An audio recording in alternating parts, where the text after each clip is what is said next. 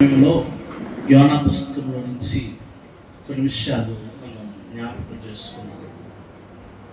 చాలాసార్లు యోనా గ్రంథంలో నుంచి మనం మాట్లాడుకున్నాం. నినివే పట్టణస్థుల కోసం ఎక్కువగా మనం మాట్లాడుకోవచ్చు.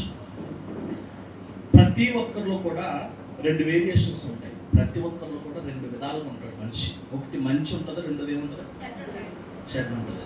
అవునా? కానీ ఏ పరిస్థితుల్లో మనం ఏమి కలిగి ఉన్నాం అన్నటువంటిది మన మీద ఆధారపడి ఉంటుంది. ఏ విషయంలో ఏం కలిగి ఉన్నాం అన్నటువంటిది మన మీద ఆధారపడి ఉంటుంది. అయితే యోనాలో ఉన్నటువంటి నెగిటివ్ థింగ్స్ అంటే ఇంకో మాటలో చెప్పుకోవాలంటే దేవునికి విరోధమైనటువంటి పరిస్థితులు మూడు చూపించాలని ఆశపడుతూ ఉన్నారు. యోనా గ్రంథము 1వ అధ్యాయము 3వ వచనాన్ని ఒకసారి మనం చదువుదాం. అయితే యెహోవా సన్నిధిలో నుండి పారిపోవాలని యోనా యొప్పేకు పోయి తర్షీషునకు పోవు ఒక ఓడను చూచి ప్రయాణమునకు కేవు ఇచ్చి యెహోవా సన్నిధిలో నిలువక వాడవారితో కూడి తర్షీషునకు పోవుటకు వాడ ఎక్కెను. దేవునికి స్తోత్రం చెప్తాము. హల్లెలూయా. దేవుడు ముందు వచ్చిన వాళ్ళు ఏమంటున్నాడంటే, నినివే పట్టణానికి అలవయ్యా, నినివే పట్టణం నా దృష్టికి బహు ఘోరముగా ఉంది. ఎలా ఉంది? ఘోరంగా ఉంది. వాళ్ళు చాలా చెడు నడతలు నడుచుకున్నటువంటి వారు వల్ల నేను చూస్తూ ఉన్నాను. వాళ్ళు చాలా చెడ్డ పనులు చేసేటువంటి వారుగా నేను గమనిస్తూ ఉన్నాను. కాబట్టి నువ్వు ఎక్కడికి వెళ్ళాలి? నినివే పట్టణానికి వెళ్ళవయ్యా అని చెప్పి దేవుడు చెప్తే, యోనా ప్రియమైన దేవుని బిడ్డలారా ఎప్పుడైకి వెళ్ళిన తర్వాత అక్కడ ఏం చేశాడంట? దేవుడి సన్నిధి నుండి పారిపోవాలని చెప్పి ఎక్కడికి వెళ్ళాడంట? తర్షీషు పట్టణానికి వెళ్ళాడు. ఎక్కడికి వెళ్ళాడు చెప్పండి? చాలా సార్లు మన జీవితంలో మన నిర్ణయాలు కూడా ఇలాగ ఉంటాయి, మన ఉద్దేశాలు కూడా ఇలాగ ఉంటాయి, మన తలంపులు కూడా ఇలాగ ఉంటాయి, మన ఆలోచనలు కూడా ఇలాగ ఉంటాయి.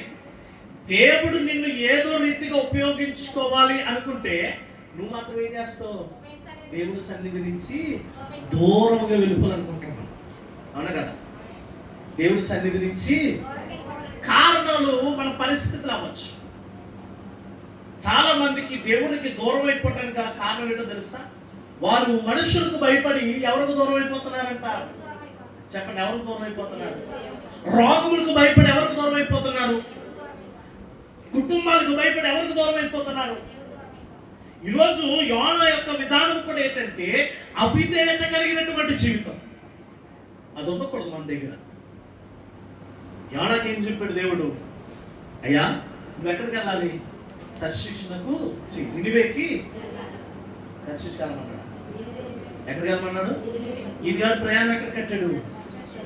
అవిధేయత. చాలాసార్లు దేవుడు ఇది చెయ్యొద్దు అంటే అది చేస్తాం. అవిధేయత. విధేయత అనేటువంటిది ఉండలేదు మనలో. ఈరోజు చాలా సార్లు మన పరిస్థితి దేవుడికి వ్యతిరేకంగా మారిపోవడానికి గల కారణాలు ఏమిటంటే మనం ఏం చేయట్లేదు చెప్పండి? అవిధేయత కలిగి ఉంటున్నాం, విధేయత కలిగి ఉండట్లేదు. యోనా ఏం చేస్తాడో తెలుసా? అవిధేయత కలిగి జీవిస్తూ ఉన్నాడు. భయం మనల్ని ఏం చేస్తుందంటే దేవునికి అవిధేయుడిగా మార్చేస్తుంది. పరిస్థితి మనల్ని ఏం చేస్తుందంటే దేవునికి విరోధంగా మార్చేస్తుంది. యోనా జీవితంలో కూడా యోనా యొక్క పరిస్థితిని, యోనా అవిధేయత రావడానికి గల కారణం కూడా ఏమిటంటే యోనా ఎవరికి భయపడ్డాడు? నినివే పట్టణస్థులకు. నేను సౌఖ్యమైనటువంటి వారి మధ్యలో ఉంచుతానని దేవుడు లేఖనం చెప్పలేదు. దేవుడు లేఖనం ఏం చెప్తుంది తెలుసు? మీరు ఎవరి మధ్యన ఉన్నారు? తోడేలు వంటి మనుషుల మధ్యన ఉన్నారు. ఎక్కడ ఉన్నారు? తోడేలు మధ్యన క్షేమం ఉంటుందా చెప్పండి? అయ్యో, చాలా చక్కగా ఉంటుంది. మనం కూడా ఏంటంటే గొర్రె కషాయం ఉన్నప్పుడు ఆకుతోటి సాంగత్యం చేస్తూ ఉంటాం. మనం కూడా గొర్రె ఉన్నాం కదంట. ఈ కషాయుడు నచ్చుతాడు, నిత్యము బోబెట్టేవాడు నచ్చడు. నిత్యము పోషించబడి నచ్చదు. ఎప్పుడు పెంచి పెంచి పెంచి నేను నమ్మేద్దాం అనుకుంటాడు, చూసావా? అలా నచ్చుతారు.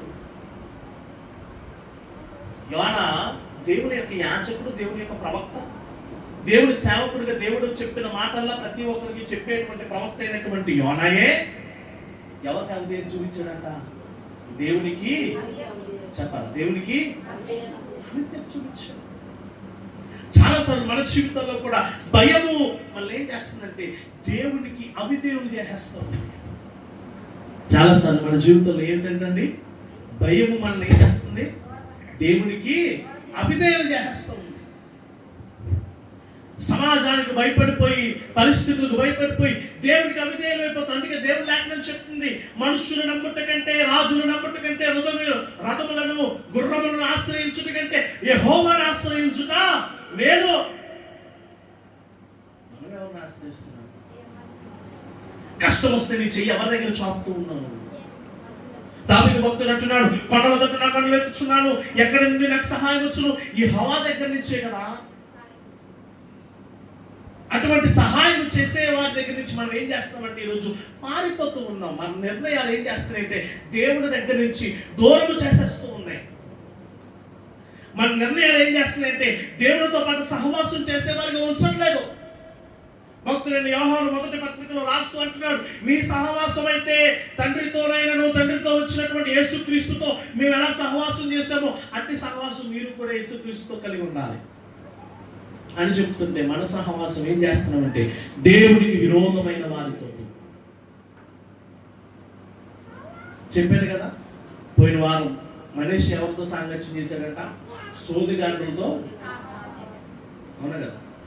మనకు కూడా సోది చెప్పే వాళ్ళు ఎక్కువైపోతున్నారు. దేవునికి స్తోత్రం కదా. ఎంత బాగుంటాయో సోది మాటలు. ఈరోజు గమనించండి ప్రియమైన దేవుని బిడ్డలారా, నీ జీవితంలో ఏ రీతి అయినటువంటి పరిస్థితులను ఉంటున్నావు? అవిధేయత కలిగిన జీవితం నీ దగ్గర ఉంటుందా? అలా ఉండటానికి వీలు లేదు. యోనా దేవుడేమో నినివేకి వెళ్ళమంటే ఎక్కడ బయలుదేరాడంటండి? తర్షీషు బయలుదేరాడు. ఈరోజు దేవుడు ఆదివారం పట్ల చర్చికి వెళ్ళవయ్య అంటే మనం వెళ్ళము.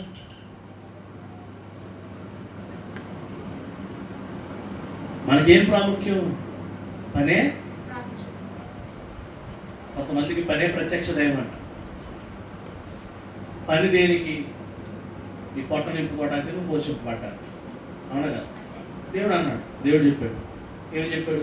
6 దినాలు మీరు కష్టపడండి, ఫలించండి, అభివృద్ధి పడండి. 7వ దినాన్ని కూడా కక్కుర్తెందుకు దేవుని సన్నిధి రాకుండా? 7వ దినాన్ని నీ కుటుంబంతో గడప. నేను చాలాసార్లు వాక్యాలు అది చెప్తాను. ఆదివారం ఆరాధన అయిపోయిన తర్వాత నువ్వు ఎవరితో గడపాలి? నీ కుటుంబంతో, నీ భార్యతో, నీ బిడ్డలతో గడపాలా? నీ కుటుంబంతో కలిసి కుటుంబంలో ఉన్న సమస్యలు మాట్లాడుకోవాలా, కుటుంబంలో ఉన్నటువంటి సంతోషాలు కూడా మాట్లాడుకోవాలి. ఈరోజు చాలా మంది మగవాళ్ళ దగ్గర ఉండదు ఏంటో తెలుసా? కుటుంబానికి ప్రయారిటీ ఇవ్వడం, కుటుంబానికి ప్రాధాన్యత ఇవ్వడం. చాలా మంది ఆడవాళ్ళ దగ్గర ఉన్నటువంటి లక్షణం తెలుసు. ఉన్న ఒక్కరోజు కూడా ఆడ సుఖం ఉంచినవాడు లేరా? ఇటువంటి వాళ్ళు నీ భర్తకి నేను ఎలా ఉండమన్నాడు దేవుడు? విధేయత. ఏం కలిగి ఉండమన్నాడు? మనకు లేనిది అది. పెళ్ళైనటువంటి ఒక సెల్ని అడిగాడు, అమ్మా మీ ఆయన మాట కావరా అంటే, నాకు లేనిది అదే మీ అంటాం. ఏం లేదంట. మరి అప్పుడే తిన్న పెళ్లిపేటల మీద విధేయురాలైన ఉంటానని ఏం చేసేసింది? ప్రమాణం. ఈరోజు సమాజం ఎలా ఉందంటే ఆడదానికి నోటు పొడిగి ఎక్కువ, మగాడికి చేయి పొడిగి ఎక్కువ. ఆడదానికి ఏ పొడిగి ఎక్కువైపోతుంది? నోరు పొడిగి ఎక్కువైపోతుంది. మగాడికి దేనివల్ల అంటే విధేయత లేనటువంటి మనస్తత్వం. యోనా జీవితంలో కూడా విధేయత లేదు. ఈరోజు మీ బ్రతుకుల్లో కూడా దేవుడు ఎక్కడో చోట ఎలాగోలాగా మిమ్మల్ని వాడుకోవాలనుకుంటే మీరు దేవుడికి ఎలా ఉండట్లేదంటే అనుకూలంగా ఉండట్లేదు. దేవుడికి అందుబాటులో, దేవుడికి విరోధంగా బ్రతుకుతున్నాడు. దేవుడు ఎలా వాడుకుంటాడు? ఇక్కడ నేను మంచి ప్రార్థనాపరులుగా ప్రార్థనాపరుడిగా చేయ నువ్వు అవకాశం ఇవ్వట్లేదు దేవునికి. నువ్వు మంచి వాక్య జ్ఞానం కలిగిన వారిగా అవకాశం ఇవ్వట్లేదు. ఏ అంటే మన బతుకంతా కూడా ఇంచుమించు దేంట్లో గడిపెడుతున్నాం, టీవీ సెల్ ఈ రెండే, ఈ రెండోటితో గడిపారు. మనుషులతో కూడా తక్కువైపోయాం మనం గడపడం. మనుషులతో కూడా ఏమైపోయాం మనం, తక్కువైపోయాం గడపటం. సెల్ ఫోన్ ఉంటే చాలు, టీవీ ఒకటి ఉంటే చాలు, లేకపోతే షికారు, లేకపోతే ఏంటి షికారు. కానీ ఎప్పుడన్నా దేవుని వాక్యంతో ఒకసేపు గడిపావా? ఎప్పుడన్నా దేవుని లేఖనంతో ఒకసేపు గడిపావా? ఎప్పుడైనా వాక్యము అనుసరించి అయ్యో ఈ విషయం నా కోసమే మాట్లాడుతుందా, నా బ్రతుకు కోసం మాట్లాడుతుందా, ఎవరి కోసం మాట్లాడుతుందా, నా కుటుంబంలో ఇటువంటి పరిస్థితులు ఉన్నాయా, నా కుటుంబంలో ఇటువంటి నడవడికలు ఉన్నాయా, నేను సరి చేసుకోవాలా ఏంటి అన్నటువంటి ఆలోచన ఎప్పుడైనా చేసావా? చెయ్యలేదంటే నీలో ఉన్న లక్షణం ఏంటో తెలుసా? అవిధేయత. ఏముంది? అవిధేయత. ఈరోజు అవిధేయత ఉన్న వాళ్ళు దేవునికి అనుకోవాలన్నా బతకలేరు. అవిధేయత ఉన్న వాళ్ళు ఎలా బతకలేరండి? దేవునికి అనుకూలంగా బతకలేరు. విశ్వాసం లేకుండా ఎవరికి ఇష్టం లేనట్టు అసాధ్యమంట. దేవునికి అవిధేయత అనేటువంటిది మనలో ఎక్కువైపోవడం వల్ల మనం దేవునికి ఎలా తయారవుతామంటే విరోధములు అయిపోతున్నాం. అనుకుంటున్నావు నువ్వు, అయ్యి బాబా అక్కడికి యోనలాగే అక్కడికి వెళ్తే వాళ్ళు చంపేస్తారు బాబా అని చెప్పి అక్కడ ఎక్కేహాడు, తర్షీష్ ఎక్కేహాడు, తర్షీష్ నా ఎక్కేహాడు. అవిధేయత తనలో కనిపించింది. కొన్నిసార్లు పరిస్థితులు బట్టి మనం కూడా ఏం చేస్తామంటే ఈరోజు ఏముంది ఒత్తిడి ఎక్కువ, పని ఎక్కువైపోయింది అని ఏం చేస్తున్నావు నువ్వు? ఇప్పుడు మానేస్తున్నావు. దానివల్ల ఏముంది? అవిధేయత. ఏం చేయాలి? అది ఉండకూడదు మనకి. అవిధేయత అనేటువంటిది మనకి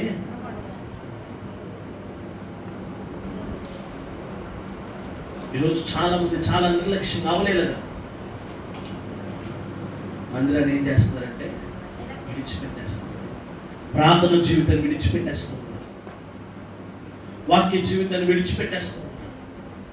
వాక్య అనుభవాన్ని విడిచిపెట్టేస్తూ ఉన్నారు.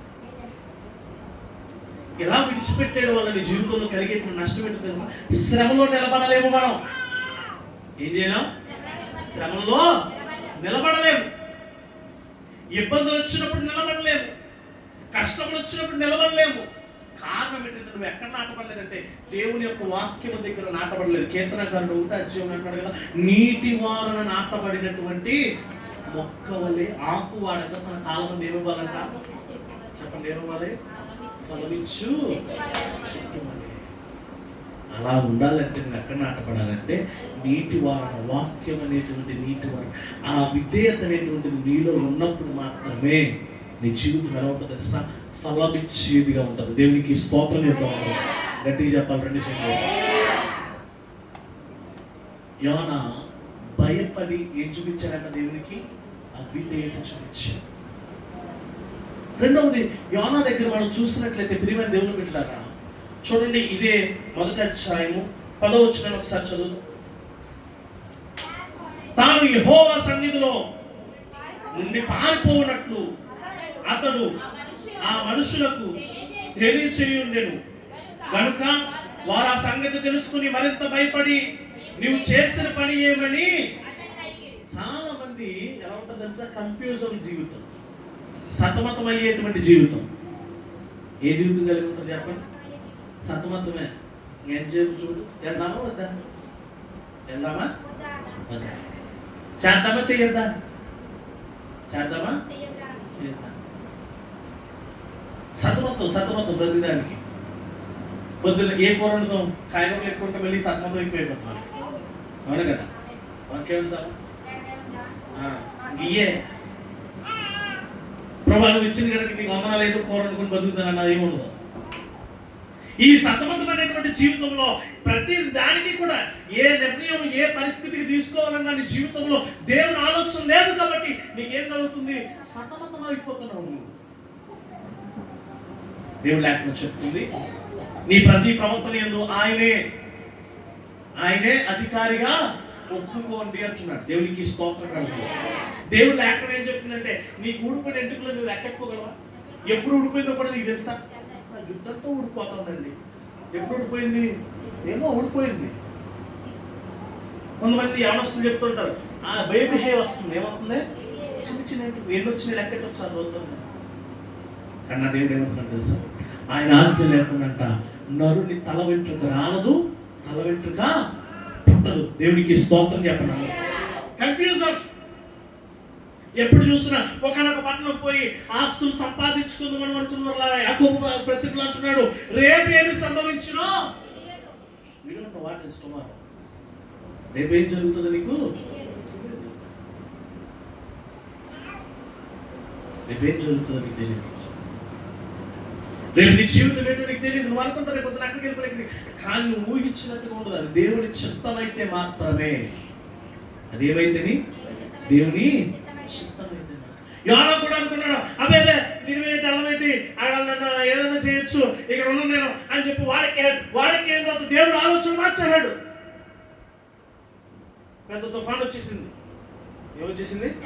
తుఫాన్ వచ్చేసింది. వాడు అటు ఇటు ఊగిపోతుంది. వీళ్ళందరూ అనుకుంటున్నారంట, ఒక బాబు ఏదైతే ఉందో ఏదో ఒక దేవుడు, మన దేవుడే కాపాడాలి, నడి సముద్రం మధ్యలో ఉన్నాం, ఇప్పుడు ఎవరి దేవతలు వాళ్ళు ఎవరి దేవుడు వాళ్ళు పూజించడం ప్రార్థన చేయండి అంటున్నారు. ఈ వాడు ఇప్పుడు మొత్తం అంతా తిరుగుతున్నాడు, ప్రార్థన ఈ దేవుడు ఏం చేస్తున్నాడు, వాడు అడుగుబాగా ఏం చేస్తున్నాడు చెప్పండి. అందరూ ఏం చేస్తున్నాడు? వాళ్ళు ఏమన్నా తెలుసు అతన్ని, ఓ ఈ నిద్రపోతా. మందుల్లో పడుకునే వాళ్ళందరికీ కూడా నేను చెప్తున్నాను, ఓ ఈ నిద్రపోతా. ఇటు శ్రమ పెట్టుకుని, ఇంత బాధ పెట్టుకుని, ఇంత కష్టం పెట్టుకుని సకంగా పడుకునే వాళ్ళు ఉంటారు కొంతమంది టాలెంట్ పర్సన్స్. వాళ్ళు మా బైబిల్ కాలేజీలో ఒక మామ ఉండేది, ముస్లాం. ఇప్పుడంటే లేటెస్ట్ బాక్స్ ఏదో వచ్చేస్తుంది. నేను చదువుకున్నప్పుడు ఏంటంటే కొంచెం స్పీకర్లు, ఈ సౌండ్ స్పీకర్లు ఉంటాయి చూసారు, అవి కాస్త వెడల్పుగా ఉంటాయి మాట. అయితే మందిరం మొదట ఇటు అటు ఒకటి పెడతాం, పొడుగు ఎక్కువ కదా, పొడుగు ఎక్కువ.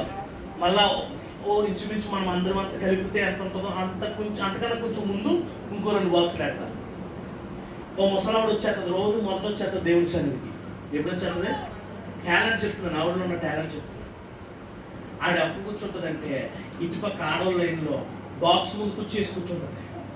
బాక్స్ ముందు నేను అంటాను, అమ్మ ఆ బాక్స్ ముందు ఎవరో కూర్చోడానికి ఇష్టపడరంత సౌండ్ ఉంటుంది కదా, నువ్వు ఎలా కూర్చుంటున్నావు అంటే, నా దేవుడు మాటలు వినటానికి కూర్చుంటున్నానని పోలేకున్నాను. తర్వాత వాళ్ళ మనవరాలు చెప్పుకుని దేవుడు మాట్లాడేది లేదు, ఏది లేదు. దీని బతికంతా నిద్రోడమే. ఆ బాక్స్ ముందు కూడా కూర్చుని ఏం చేస్తుందంట, ఆ బాక్స్ ముందు ఎందుకు అదే ఎలా కూర్చోవచ్చు కదంటే, ఆ బాక్స్ ఎక్కడ ఉంటే పాటలు గారు కనిపించలేదు. అది మ్యాటర్.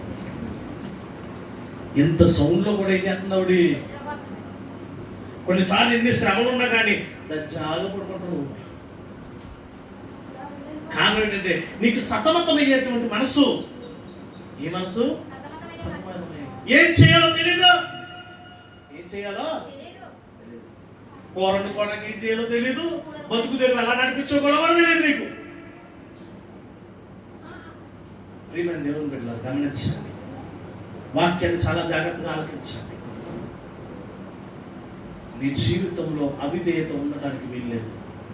నీ జీవితంలో సతమతమయ్యేటువంటి మనస్తత్వం ఉండటానికి వీల్లేదు. ఏదైనా దేవుని దగ్గర అడగాల్సిందే. ఇప్పుడు యోనా గారు తన నిర్ణయాలు తీసేసుకున్నాడు, సొంత నిర్ణయాలు తీసేసుకున్నాడు, సొంత ఉద్దేశాన్ని కలిగి ఉండి ఇప్పుడు ఏం చేశాడంటే వాడెక్కిన వాడు వెళ్ళిపోతూ ఉంది. సునామీ వచ్చింది. అప్పుడు అంటున్నాడంట, అబ్బాయి ఈ సునామీకి కారణం నేనే, నన్ను తీసుకెళ్ళి పాడండి రా బాబు, దేవుడు నన్ను వదిలేదాడు. తీసుకెళ్ళి పాడేసినాక నిమ్మమైపోయిందన్న. దేవుడి ప్రణాళిక కొన్నిసార్లు మనకి వార్నింగ్స్ ఇస్తూ ఉంటాయి. కొన్నిసార్లు నీ యొక్క స్వబుద్దేశంతో లేదా నీ సొంత ప్రయత్నాలు, నీ సొంత ఆలోచనలు కలిగి జీవిస్తూ ఉంటే కొన్నిసార్లు తుఫాన్ లాంటి శ్రమలు వస్తాయి నీకు. ఎలర్ట్ మాట ఏంటవి? ఎలర్ట్. ఒరే సరిగ్గా ఉండు, లేకపోతే నీకు అయిపోతుంది, మునిగిపోతుంది ఇందులో. అటు శ్రమలో కూడా నువ్వు గుర్తుపెట్టుకోవాల్సింది ఏంటంటే దేవుని గుర్తుపెట్టుకోవాలి. యోనా అప్పుడు చేసిన చిన్న మంచి పని ఏంటంటే, ఇది నా వల్లే జరిగింది బాబు, నన్ను తీసుకెళ్ళి సముద్రంలో పాడింది. సముద్రం తీసుకెళ్ళి ఎక్కడ చేసిందంట, నినివే పట్టణానికి వదిలేసింది. ఎక్కడితో అయిపోలేదు. ఇప్పుడు ఈ నినివే పట్టణం వెళ్ళిపోయి ఈయన ఏం చేస్తున్నాడంటే నినివే పట్టణం అంతా తిరిగిస్తాడు. దేవుడు చెప్పమన్న మాటలు చెప్పేస్తున్నాడు. ఏం చేస్తున్నాడు?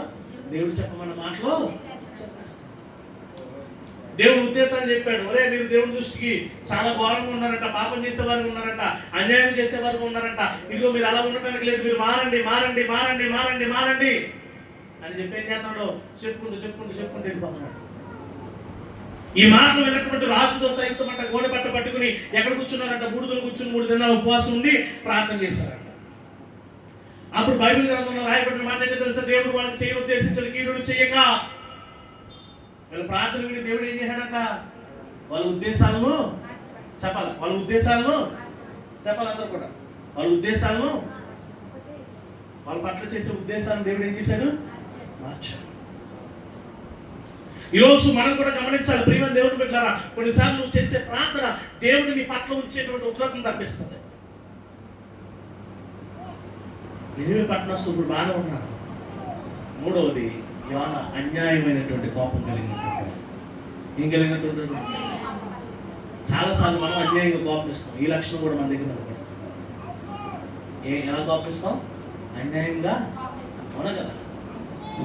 అన్యాయమైనటువంటి కోపం ఉత్తినే కోపం ఇచ్చేస్తాం. ఏమొస్తుంది? తల్లిదండ్రులు కళ్ళు కాపే చిన్నగా వచ్చి నువ్వు ఆపట్లేదు. దేవునికి స్తోత్రం. అన్యాయమైన కోపం ఎలా అంటుందో తెలుసా? ఆ యోనా గారంట, ఇప్పుడు దేవుడు ఏం చెప్పాడు, వారు మాట వినకపోతే, దేవుడు అదే కదా అన్నాడు, వాళ్ళు మాట వినకపోతే ఆ పట్టణాన్ని నేను ఏం చేస్తాను, నాశనం చేస్తాను. ఇప్పుడు వాళ్ళు ప్రార్థన చేశారు కాబట్టి దేవుడు చేయను ఉద్దేశించిన కీడు చేయక తన ఉద్దేశాలు, తన తలంపులు, తన ఆలోచనలు మానుకున్నాడు. అవునా? తన ఉద్దేశాలు, తన ఆలోచనలు ఏం చేశాడు, మానుకున్నాడు. ఇప్పుడు మార్పుకున్నటువంటి ఈ వ్యక్తి, ఈ యొక్క నినివే పట్టణము ప్రియ నాశనం అవ్వకుండా దేవుడు కాచి భద్రపరుస్తుంటే ఈయన గారు వెళ్ళిపోయి కొండెక్కేసి కూర్చుని ఎప్పుడు నాశనం అవుతుంది, 3 దినాల్లో ఏం చేస్తామన్నాడు, దేవుడు నాశనం చేస్తామన్నాడు కదా. దేవుడు వాక్యంతో ఎప్పుడైనా నేను హెచ్చరించాడంటే ఆ హెచ్చరిక ద్వారా నువ్వు నాశనం అయిపోతావు కాదు. కొన్నిసార్లు నీ జీవితాన్ని మార్చుకోవడానికి ఒక రెడ్ దేవుడు ఇస్తూ ఉన్నాడు. నీ బ్రతుకు మార్చుకోవడానికి దేవుడు ఒక సమయాన్ని నీకు ఇస్తూ ఉన్నాడు.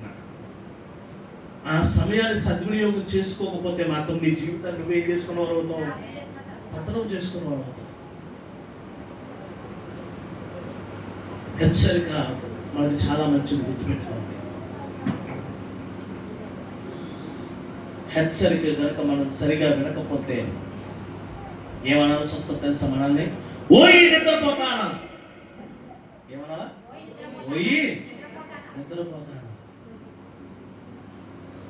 సోమరంట అంటాడంట, అబ్బాయి బిడ్డ పడుకోవట్లేదు, ఏం చేస్తాడంటాడు, ఏమంటాడంట, నేను పడుకోలేకుండా అబ్బాయి ఏదో కాస్త నడుము నొప్పి ఉందని ఏం చేశాను, నేను నడుము మార్చుకున్నాను.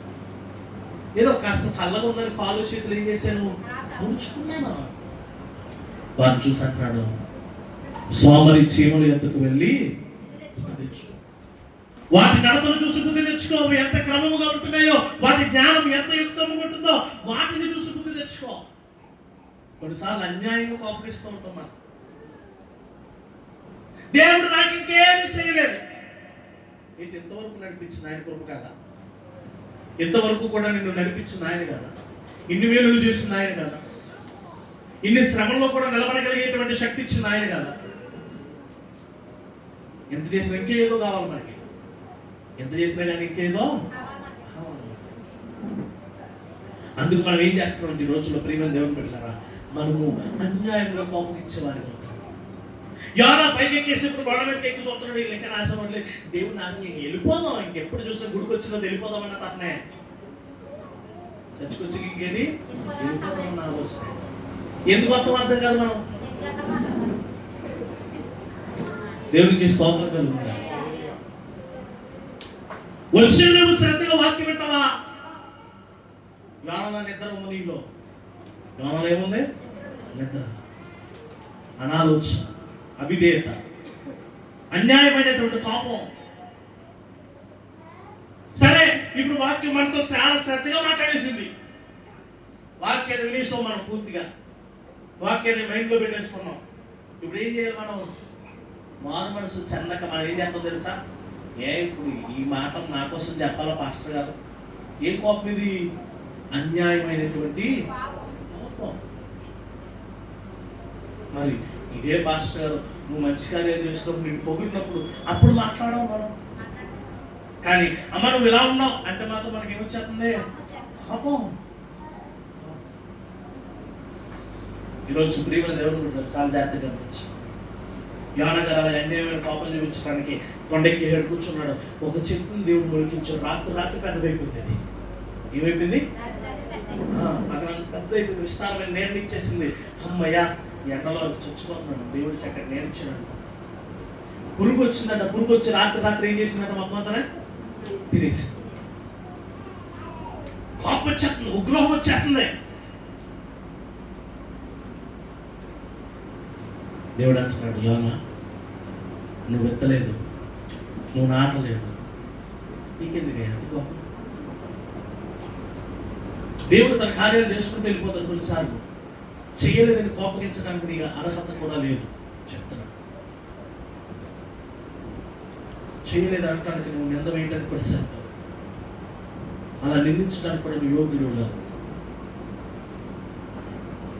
అన్యాయముగా కోపించే ఉంటాం. మన జీవితాలు ఏమైపోతే చెప్పండి, అన్యాయం.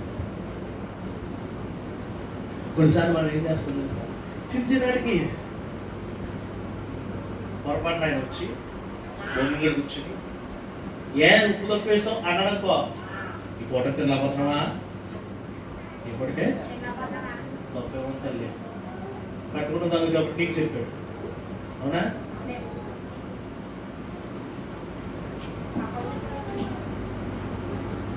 ఉప్పు తక్కువ వేస్తా నూనెంత చెప్పు ఉంటే బాగా నోరు మూసుకుని మరుసటి రోజు ఏం లేదు, సరిగ్గా ఎద్దు.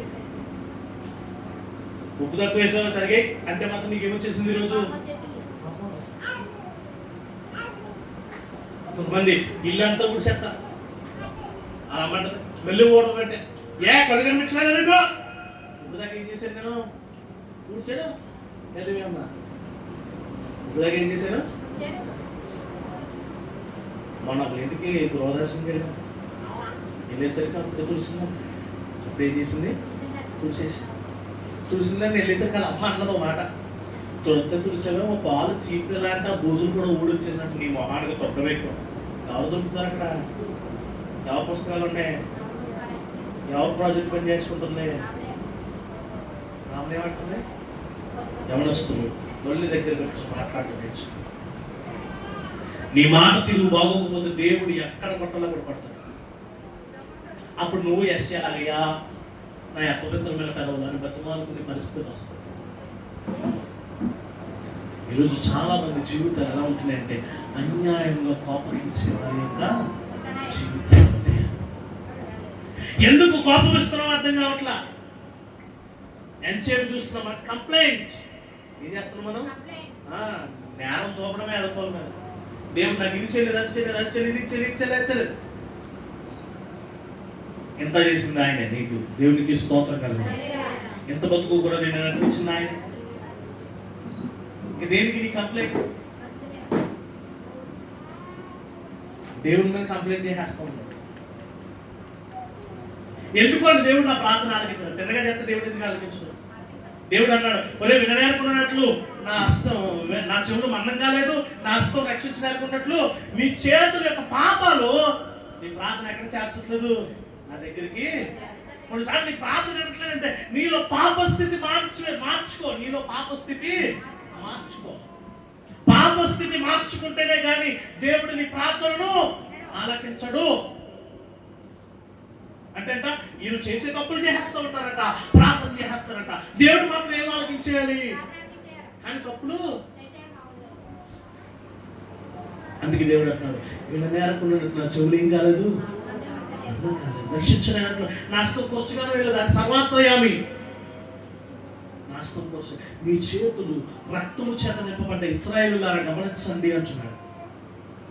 ఈరోజు చాలాసార్లు నీ ప్రార్థన దేవుని సన్నిధికి చేరట్లేదంటే, దేవుడు ఆ ప్రార్థన ఆలకించట్లేదంటే గమనించుకోవాల్సిన అలవాటు ఏంటో తెలుసా? గుర్తు పెట్టుకోవాల్సింది తెలుసా? అయ్యా నా పాపం బట్టి ఇంకా నా ప్రార్థన సన్నిధికి చేరలేదేమో. సరి చేసుకోవడం ఏముందండి? ఏమన్నా నేరం అది? సరి చేసుకో. నీ ప్రవర్తనను సరి చేసుకో, నీ బుద్ధిని సరి చేసుకో. అప్పుడు మళ్ళా తిరిగి ప్రార్థన చేయి. ప్రభా ఒకవేళ నా పాపం కనుక నా ప్రార్థన సన్నిధికి చేర్చట్లేదా, నన్ను క్షమించిన నేను పాపిని. దేవుడు వెంటనే జవాబిస్తాడు నీకు. దేవునికి స్తోత్రం కలుగుతుంది. ఈరోజు ప్రియమైన 3 లక్షణాలు ఉండకూడదని చెప్పి ఆడాలో చూపించాం. ఒకటి ఏంటంటే చెప్పండి, ఇది అవిధేయత. చెప్పండి, ఇది రెండవది ఏంటి చెప్పాలా? రెండోది ఏంటి? మొదటిది ఏమనుకోదు, అవిధేయత ఉండకూడదు. రెండవది సతమతమయ్యే చెప్పాలి, ఏమనుకోదు, సతమతమయ్యే. మూడోది కుమార్ చెప్తాడు, సెల్ ఎక్కువ సిగ్గు లేకుండానే సోదేస్తున్నారని ఇక్కడ బొమ్మలతో చిన్నపిల్లలాగా ఎవడొస్తారు అనుకున్నావు, సరిపోరాడు అనుకున్నావా? మూడోది ఏంటి చెప్పండి, అన్యాయం ఏం చేయకూడదు. 3 లక్షణాలు నీ దగ్గర ఉండటానికి, ఈ 3 లక్షణాలు కూడా నీ జీవితంలో ఉండటానికి ప్రియమైన దేవుడు యోనా కోపగించాడేమో కానీ నినివే పట్టణస్థుల యొక్క ప్రార్థన ఆలకించి మాత్రం దేవుడు ఏం చేశాడు? వాళ్ళ పరిస్థితిని మార్చినటువంటి వాడు. దేవునికి స్తోత్రంగా ఉంది. నేను చెప్తున్నాను, ఈరోజు ఎవరైతే దేవుడి సన్నిధిలో ఉపవాసం ఉండి ప్రార్థన చేస్తారో వాళ్ళ పరిస్థితులు దేవుడు మార్చును గాక, వాళ్ళ జీవితాలు దేవుడు స్థిరపరచును గాక, వాళ్ళ జీవితాలు దేవుడు ఆయన యొక్క మహిమ కొరకు ఘనతగా చేయును గాక. ఉపవాస ప్రార్థన ఉండే శక్తి ఇటు ప్రార్థన వల్ల పడలేదు. దేవుడు ఏం చేయమన్నాడు? ఉపవాసాన్ని జోడించండి. ఉపవాస ప్రార్థన సంఘానికి ఏంటో తెలుసా? బలము. సమస్యలు పోవాలన్న ఉపవాసం అని, పాపం పోవాలన్నా అక్కడ ఏముండాలి నీ జీవితంలో? ఉపవాసం ఉంది.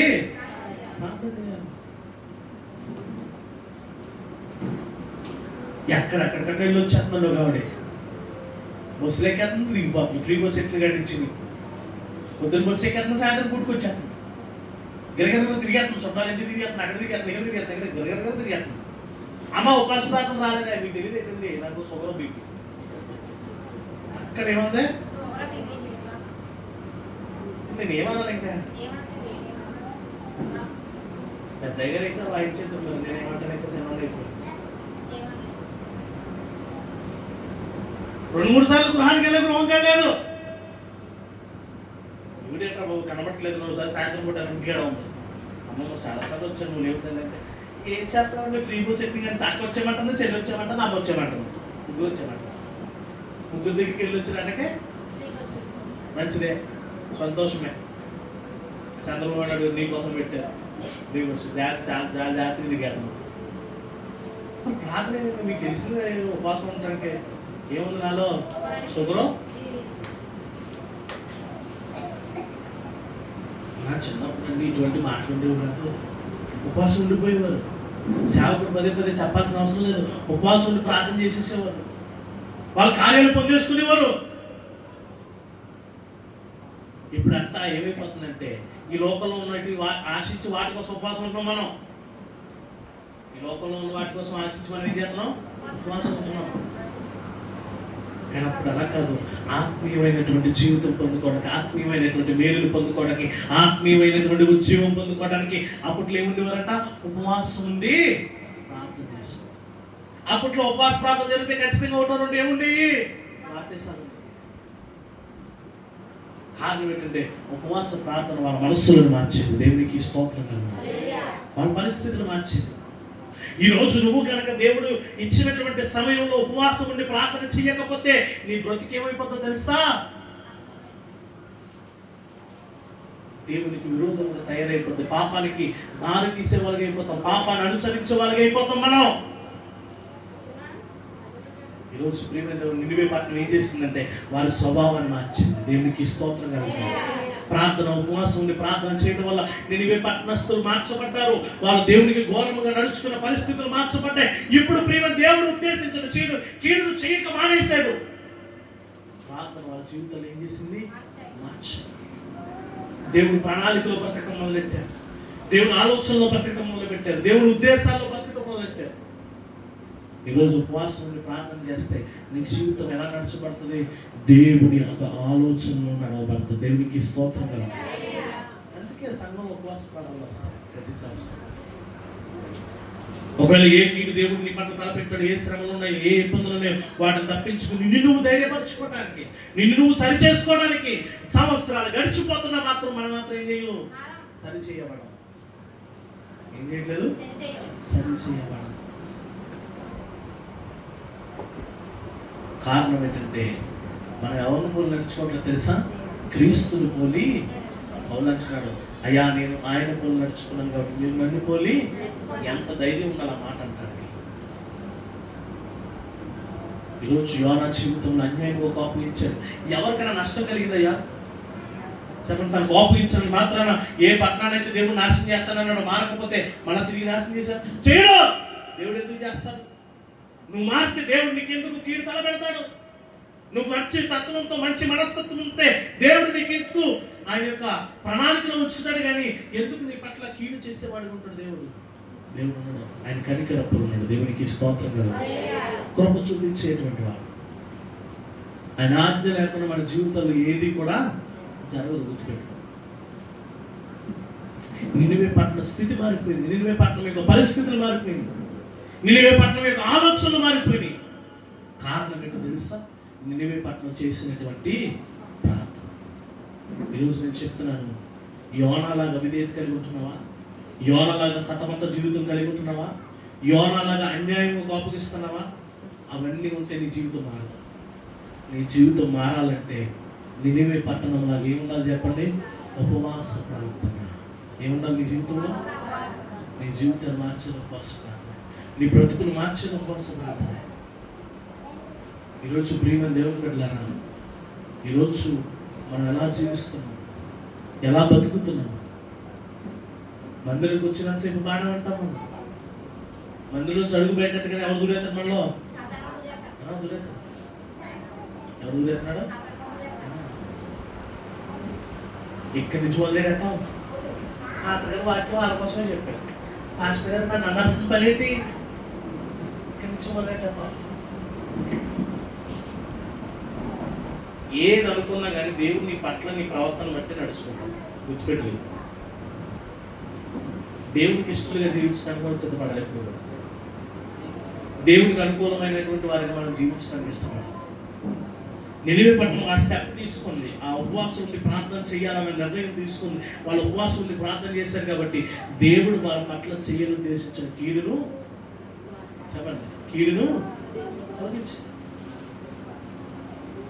ఈరోజు నీ ప్రవర్తన బట్టి ఏ కీడు అనుభవించుకోవడం నువ్వు సిద్ధమైపోవో తెలియదు. కానీ ఇప్పుడు రానున్న ఉపవాస ప్రార్థనలో నువ్వు ఉపవాసం ఉండి ప్రార్థన చేస్తే నీ పట్ల చేసే కీడు దేవుడు ఏం చేస్తాడు చెప్పాలనుకుంటున్నా. ఏం చేస్తాడు? నువ్వు సిద్ధంగా అనుభవించు. నినివే పట్టణం లాగా ఒక 3 దినాలు ప్రతిష్ఠించుకుని నిర్ణయం తీసుకుని దేవుడి సన్నిధిలో కూర్చోవడానికి సిద్ధపడే మనస్తత్వం ఉంటున్నాం అన్నమాట. దేవుని బిడ్డలారా, యోనాలాగా విధేయత నీ దగ్గర ఉండటానికి లేదు. సతమతమైన మనసు నీ దగ్గర ఉండటానికి లేదు. అన్యాయంగా కోపగించేటువంటి గుణం నీ దగ్గర ఉండటానికి. వీటి బదులు ఏముండాలి? నీ జీవితంలో మారు మనసు పొంది ప్రార్థన చేసే మనస్తత్వం. అటు యోగ్యత దేవుడు మనందరికీ అనుగ్రహించుగాక. లేచి నిలబడదాం. ఒకసారి లేచి నిలబడదాం.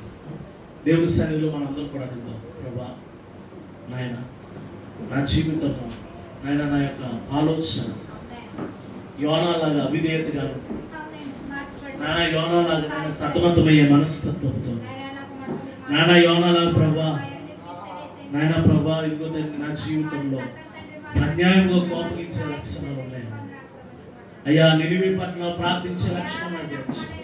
నినివే పట్టణంలాగా పరిస్థితులు మార్చుకునేటువంటి మనస్తత్వం నాకు తెలుసు. నినివే పట్టణంలాగా నా ఆలోచనలు స్థిరపరచుకునే మనస్తత్వం అయ్యా నేను చెప్తాను. నాకు అనుగ్రహించు ప్రభా అడుగుతాను. ప్రతి ఒక్కరు కూడా స్వరమెత్తి దేవుని స్థానంలో ఒక నిమిషం హల్లెలూయా హల్లెలూయా హల్లెలూయా నోరు తెరిచి అయ్యా నినివే పట్టణం మారినట్టుగా నేను మార్చబడాలి. నినివే పట్టణం నాయన ప్రభు ఎలాగైతే నీ ఉగ్రత నుంచి తప్పించబడిందో నేను నువ్వు చేయను ఉద్దేశించిన కీడు నుంచి తప్పించబడాలి ప్రభు. అయ్యా ప్రార్థన జీవితం నాలో నిలుపు నాయన. అయ్యా ఉపవాసం ఉండే జీవితం నాకు అనుగ్రహించు ప్రభు. అయ్యా నీ సన్నిధిలో నేను కొలిచేవాడిగాను, ప్రార్థించేవాడిగాను, నేను పూజించేవాడిగా నేను ఉన్నాను ప్రభు. అయ్యా నాలో ఉన్న పాపపు స్థితిని తొలగించు, నాలో ఉన్న అన్యాయపు స్థితిని తొలగించు.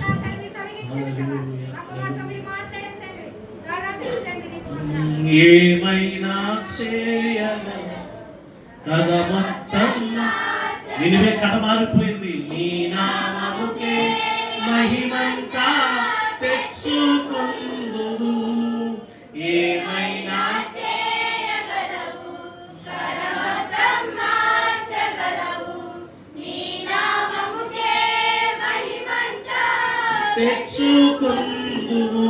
యేసయ్యా, రెండు చేతులు ఎత్తి దేవుని వైపు. యేసయ్యా, నీకే నీకే సాధ్యము. చెప్దాము అందరం కూడా. యేసయ్యా, నినివే పట్టణపు స్థితిని మార్చిన దేవుడు ఈరోజు నీ యొక్క పరిస్థితి కూడా మార్చిపోతూ ఉన్నాడు. నీకే నీకే సాధ్యము, నీ ఆజ్ఞ లేనిదే ఏదైనా జరుగునా, నీ కంచె దాటగా శత్రువుకు సాధ్యమా. నీ ఆజ్ఞ లేనిదే ఏదైనా జరుగునా, నీ కంచె దాటగా శత్రువుకు. సాధ్యమా. మా దేవా, నీ ఆలోచనలన్నీ ఎంతో గొప్పవి, అపవాది తలచిన కీడులన్నీ మేలై. ఆమేన్. మా దేవా, నీ ఆలోచనలన్నీ ఎంతో గొప్పవి, అపవాది తలచిన కీడులన్నీ. ఏదైనా చేయగలవు, కథ మొత్తం మార్చగలవు, నీ నామముకే మహిమంతా తెచ్చుకొందువు. ఏదైనా చేయగలవు, కథ మొత్తం మార్చగలవు, అందరూ. నీ నామముకే మహిమంతా తెచ్చుకొందువు. యేసయ్యా అని చెప్దాం. యేసయ్యా, ప్రతి ఒక్కరు కూడా. యేసయ్యా, నీకే నీకే సాధ్యము, యేసయ్యా, యేసయ్యా, నీకే నీకే సాధ్యము. స్థిరపరచువాడవు, బలపరచువాడవు, మా చోటే నిలబెట్టువాడవు,